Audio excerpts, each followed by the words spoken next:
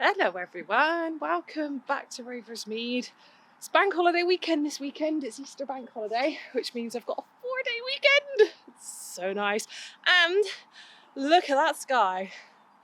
The sun is shining, the rain has gone. I'm very, very happy. Mr. Woodster here is just enjoying the licket. I bet your face is a mess, isn't it, sir? I think we might need to take that away from you now. I think we might have had enough. Come on, can I take that back? Come on, gimme. Come on, let go. Yes, look how much you've eaten. Woody. Oh dear. They get through this thing so fast. That's why I just give it to them like once a week. Usually for not that long as well, so. Whoopsie. That's got molasses in it as well, so that's going to have him whizzing his nuts off later on today, but never mind. So I was just going to take a walk down the field actually and just check on the ground situation. We're really hoping to get them turned out this weekend because our haylage stroke hay situation is getting a little bit dire. So that's all the haylage we have left, which is not good. And we've not got much hay left either. I mean, we can get more, but that's not really the point. We just kind of want to get them out on the grass now. Because we have grass, because we had our fields seeded and everything else this autumn. We have a lot of grass out there. Hello Nelly. Yeah, so that's the hay situation as well. It's not too good. Not too good at all. I mean, we're going to have to get some, I think. We're just going to have to get some. But if we can just get them on the grass, we'll have to get less, is the logic. So let's go and have a little look. Yeah, see this gateway. Ugh. Gateway's not doing good. Oh, trouble is, we get lush days like this, and then, like yesterday, it chucked it down. And I mean absolutely chucked it down. The heavens opened, and it was just a pond out here. As you can see, kind of yucky. But this isn't one of the fields that we had, that we gave some love last year. So hopefully this one will be a bit better. Oh yeah, see this one feels pretty good. Look at all that grass. Oh, look at it all. What you doing, Taz? Tazzy!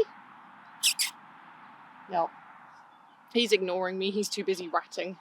So yeah, this is looking lush out here. And the ground, oh no, see it is squishy.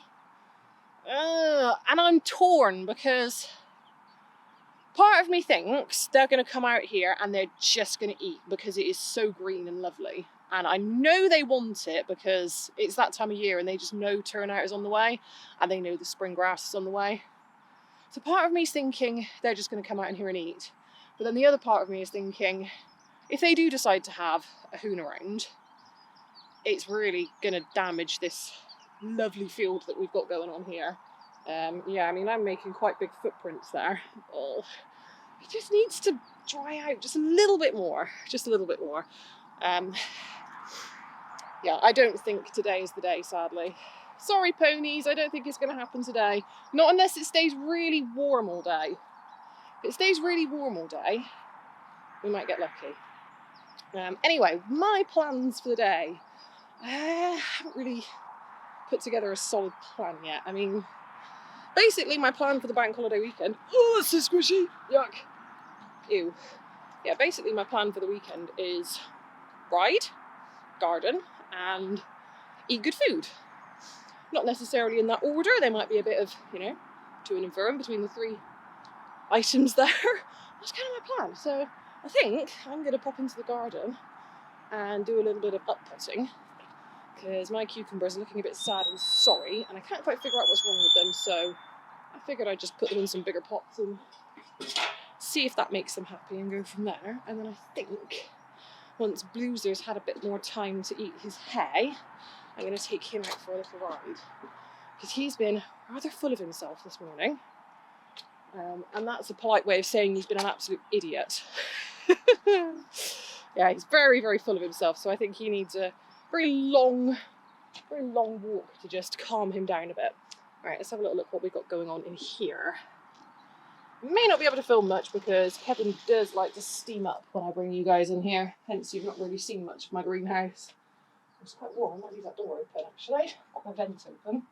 Yeah, so this is kind of where we're at. Peppers, brassicas, like cabbages, chard and cauliflowers and all stuff like that. Tomatoes, tomatoes, tomatoes, tomatoes.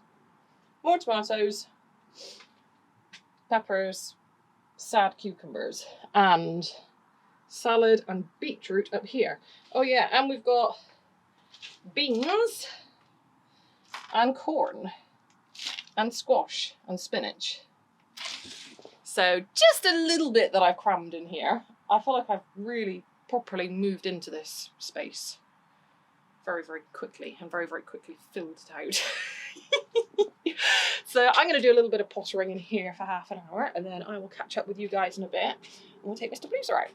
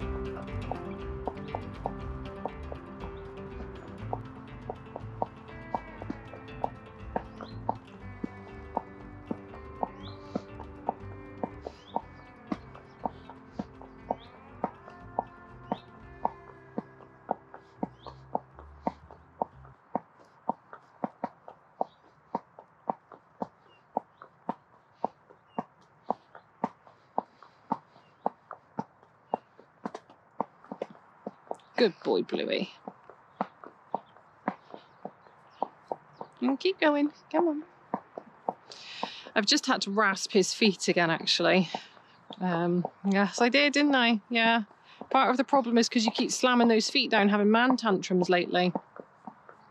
His feet have done so well all winter, and since our last farrier visit, so we actually have, our next farrier visit is actually next week, so, you know, we're coming up to a fresh trim anyway.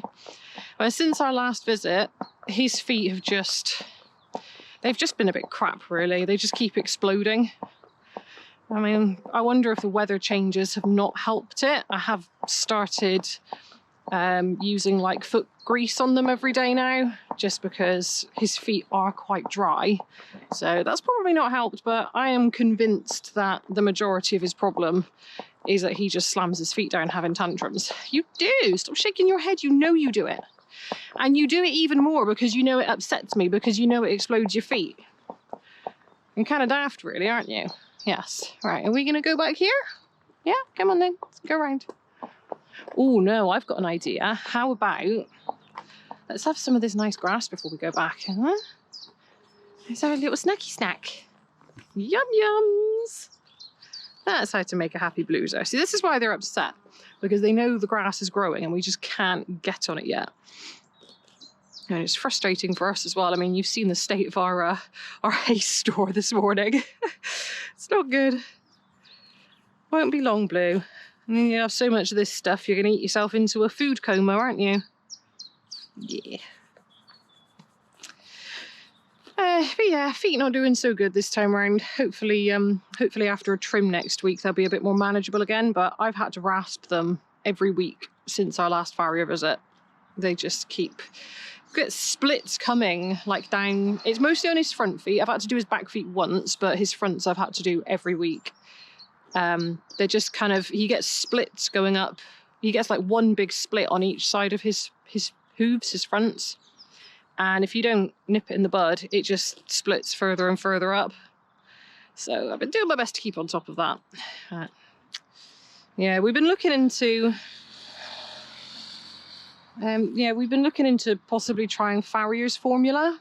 I think Mum's used it on a horse at a yard she worked at a few years ago, and it did seem to make a big difference, but it's just so expensive. We're really hoping to not have to go down that road. Like, in all of our local tack stores, it's about £50 a pack. And I think it's probably like a month's supply, something like that. So it is seriously expensive. But on the flip side of that, it is supposed to, oh, spider web. On the flip side of that, it is supposed to help with their skin health as well, which would be a bonus for him. Oh yeah, that's something I haven't told you guys actually, is it?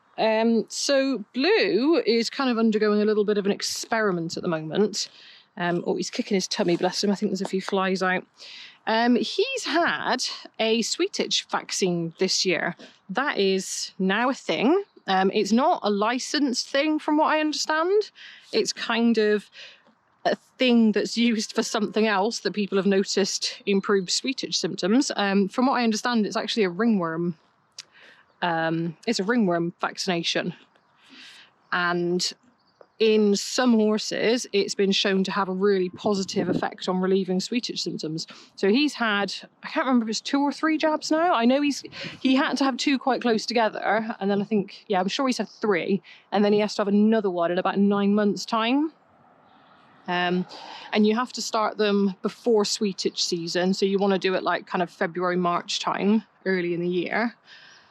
But so far, I mean, I don't want to jinx it or anything, but so far he is quite settled. Usually by this time of the year, especially with the sun coming out and everything, he is itching already. And like, he's doing good at the moment. He's doing really good. And I know midges are out because I've swallowed hundreds of them while I've been out riding over the last few weeks. You know, when you just ride through like a cloud of them. Good boy, Blue. See, when there's food in his face, he doesn't care about scary stuff. So yeah, I'll have to keep you guys posted on the whole sweet itch vaccine thing, let you know how we get on with that. But so far, I am happy. Right, shall we head home? Come on, let's go home, mister, because I'm getting sunburned sitting here. Come on. Come on. I actually think I've got sunburn already today, to be fair. Let's go, big boy. Let's go. Come on. There's a good lad. Good boy.